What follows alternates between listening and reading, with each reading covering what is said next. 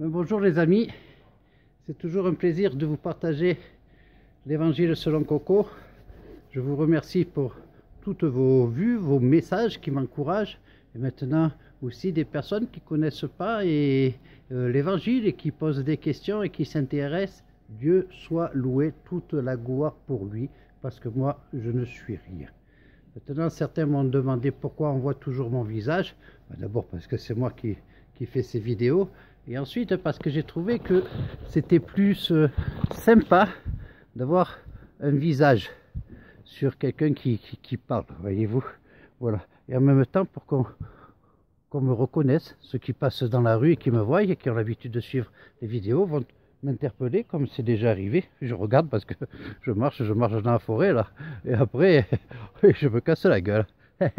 Et ça permet qu'effectivement, on commence à donner un visage à des chrétiens, parce que les chrétiens sont là pour partager l'évangile et non pas pour s'engargariser dans des églises en milieu clos et fermé, bien que je n'ai rien contre l'église, hein. Dieu me préserve, l'église est là pour nous fortifier, nous ressourcer après un lourd et dur combat contre les forces du diable, de l'ennemi qui sont dans la rue pour annoncer l'évangile à tous ceux qui ne la connaissent pas.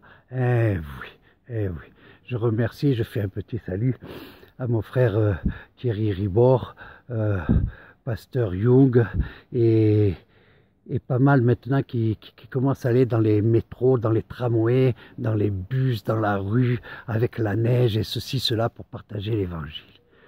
Bref, je voulais vous partager Jean 13, verset 5, un passage qui m'a beaucoup interpellé, où c'est que Jésus se ceint les reins, prend une bassine, la remplit d'eau et lave les pieds des apôtres après un repas. Et ça m'a beaucoup interpellé parce que je dis, comment déjà, vous voyez, les apôtres qui étaient avec Jésus, eh bien, ils n'avaient pas pris la peine de se laver les pieds ou de laver les pieds entre eux. Voilà, donc, pour ceux qui ne se lavent pas souvent les pieds, c'est encourageant. Voilà. Mais quel est le message là? Mais ce message à moi, hein, pour moi, c'est l'évangile selon Coco, donc je vous dis comment je l'ai reçu, je l'interprète. C'est le maître, il n'a pas regardé à s'abaisser et à laver les pieds. Et croyez-moi qu'à cette époque, quand ils marchaient avec leurs sandales et tout ça, les pieds, ils devaient être bien sales, hein, parce qu'il n'y avait pas le goudron, les pavés et compagnie. Hein. Même un des apôtres dit non, non, maître, ne me lave pas. Et le Seigneur Jésus-Christ le reprend en disant mais si, il faut que je te lave, sinon tu n'auras pas de part avec moi. Et moi je ressens ce message comme ceci. Il y a beaucoup de personnes qui partagent l'évangile, qui sont des grosses pontes, hein, j'en dis combien pas, qui veulent ceci, qui sont cela. Voilà. Non, non, non, frère, sœur, lave les pieds de ton voisin, de ton frère, de ta sœur, et encourage-le, fortifie-le, fais-lui du bien. Je vais te poser une question. À toi là qui écoute la vidéo, qui la regarde, oui. C'est quand la dernière fois que tu as lavé les pieds à un frère ou à une sœur, que tu t'es abaissé, que tu as ramassé, que tu as lavé son impureté, et que tu l'as fortifié, que tu y as fait du bien? Oh, je ne vous lance pas la pierre, je ne suis pas meilleur que les autres. Dieu seul peut me venir en aide, et vos prières et vos encouragements également.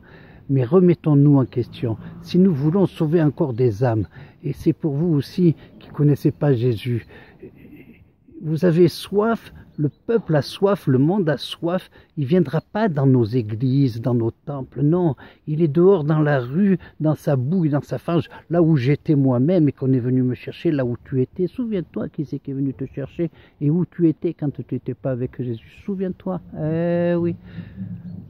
Reprenons le chemin. Jésus lui-même a dit, allez et faites des disciples.